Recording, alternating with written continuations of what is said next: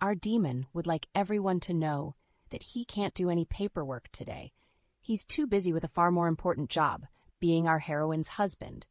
But sadly, our leads can't just hang up their hats and be happy. Tragedy lurks around the corner for them both, or maybe it's already arrived. Gu-won is hell-bent on rewriting his love story with Do-hee. 200 years ago, it might have been a tragedy, but now, it's going to be pure rom-com. Do-hee is very much of his mind. As far as she's concerned, the only thing they ought to worry about is celebrating Christmas together. Okay, granted, she's effectively the bride of Satan, but they can make it work.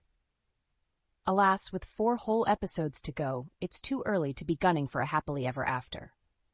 After witnessing a nearby car accident, Do-hee can't help but dwell on past trauma. Her parents are never far from her mind. Part of Do-hee feels frightened at being so happy.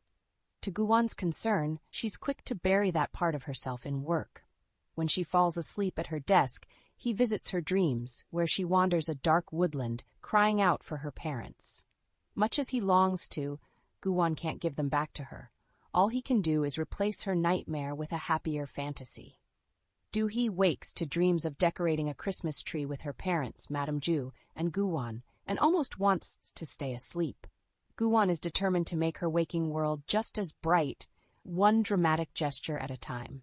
Sadly, before he can purchase half a flower shop, he finds himself inconveniently on fire. Yup, it's that time again. Our demon, still lightly aflame, attempts to speedrun his way through a deal, only to be interrupted by the ever-faithful Perillacedes and Scallions. To their credit, they take the revelation that their boss is a fiend from hell in perfect stride. Life is fleeting, but the love of 30 or so gangsters is eternal.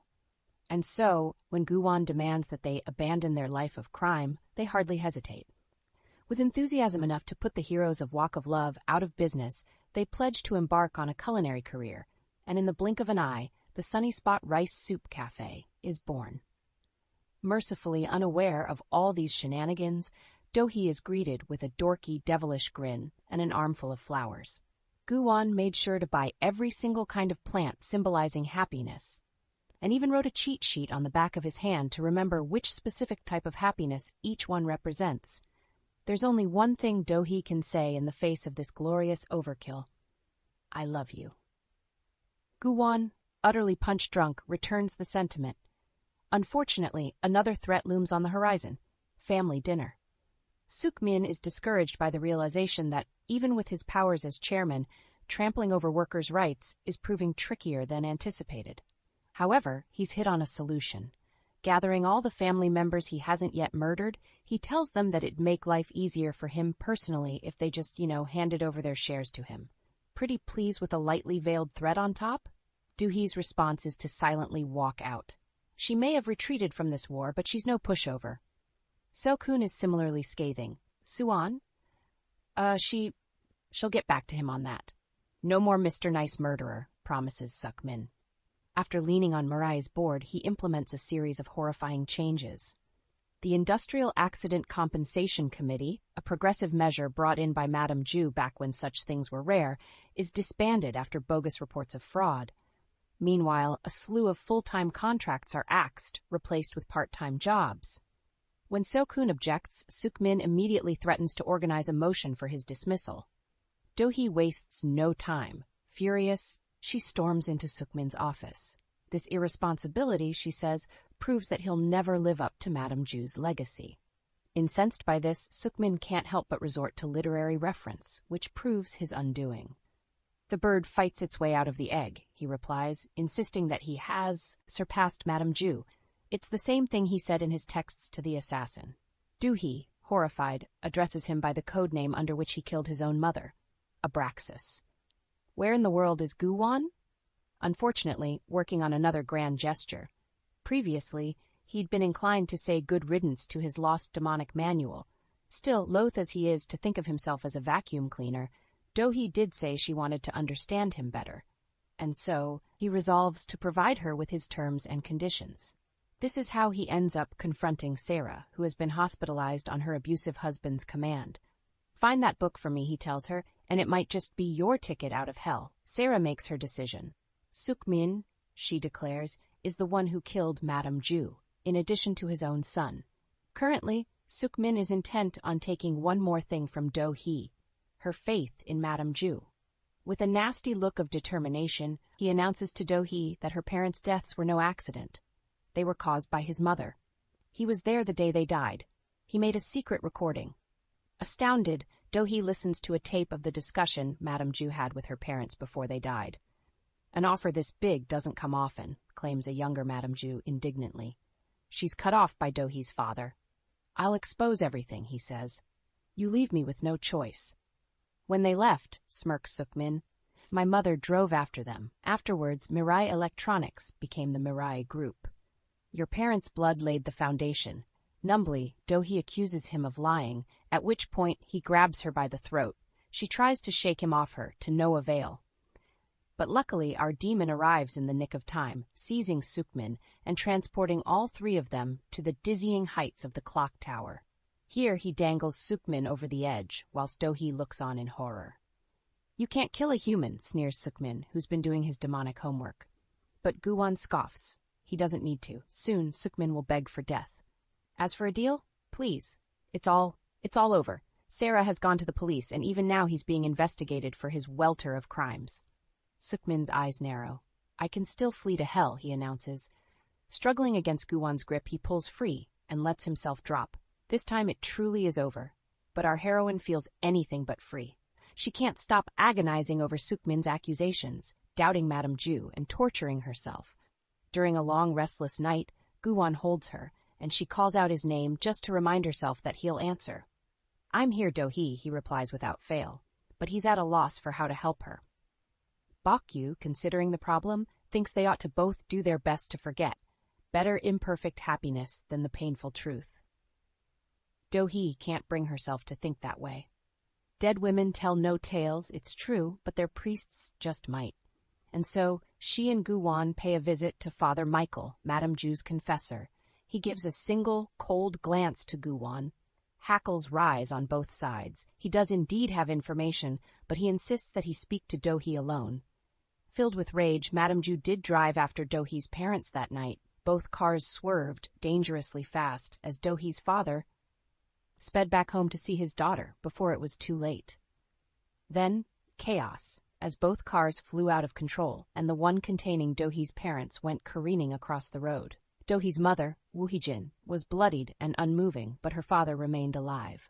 Then, our demon entered the scene to collect on his deal. Madame Ju dragged herself out of the car just in time to see Gu-won exit, having sent Do-hee's father to hell. Do-hee maintains her composure as she exits the church. She smiles at Gu-won, telling him Sukmin was lying. It's only when they get home that she locks herself in the bathroom, turns on the tap, and cries like her heart is split in two. Gu-won, hearing her, goes straight back to Father Michael, who knows exactly who he is. Leave Do-hee, he commands. The moment I saw you, I knew you were the devil that Madame Ju saw. Gu-won, in a moment of genuine surprise, thinks back to that night all those years ago and realizes that the tragedy he fears has already come to pass. He hadn't remembered. As God tells him on the clock tower, it's not uncommon to forget. Humans wear out so quickly. This is why he had to figure it out for himself.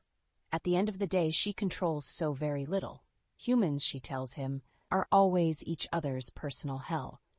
In the end, there's nothing Gu-won can do besides follow Do-hee to Madame Ju's grave and watch her grieve afresh. Do-hee, meanwhile, is determined to understand. Why did her father make that deal? She tries to corner Bok-yu for answers, but he sends her to wait in Gu-won's office, sadly triggering another series of deeply ill-fated events. A woman barges into the office. 10 years ago, she made a contract with Gu-won. Now, before it expires, she's here to beg for her life. Do-hee, hiding in the back room, witnesses Gu-won's total indifference, his scorn as he waves a hand and watches her die. She doesn't see him slump to the floor, weary and defeated. Instead, she turns to see the woman's clock disintegrate into flame.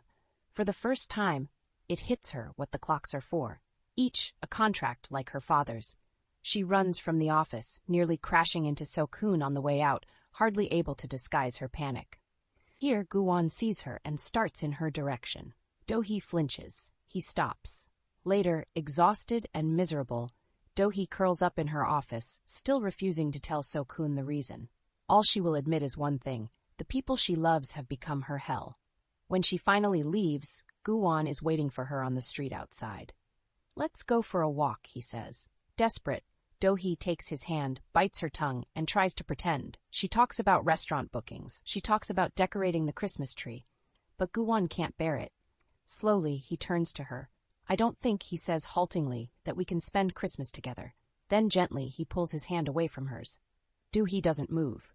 "Jong-Guwon," she calls softly. There is no response. "Jong-Guwon," she says again, and again, to no avail. Finally, she turns and sees nothing whatsoever. My salvation, she finds herself thinking, has come to an end. Folks, even writing this recap, it hurts all over again. Now that's, I hate to say it, but we're all about ironic echoes this week. How you write a tragedy. The trouble is, realistically speaking, I can't see a world in which our OTP come back from this. Surely, all Do-hee will be able to see in Guwon from now on is the man who condemned her father to suffer?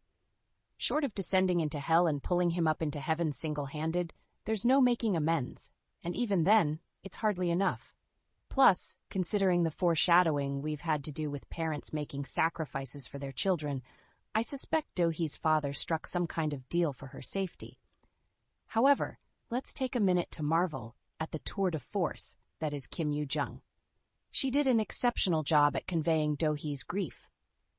Whilst I'm admittedly not the most stoic when it comes to sad dramas, the subtitle to my recaps might as well be "Alothi cries at everything," I was weeping along with her in that bathroom.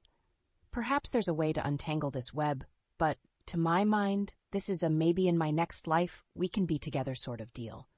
That, or there has to be some serious deus ex machina in store, and God seems disinclined to intervene.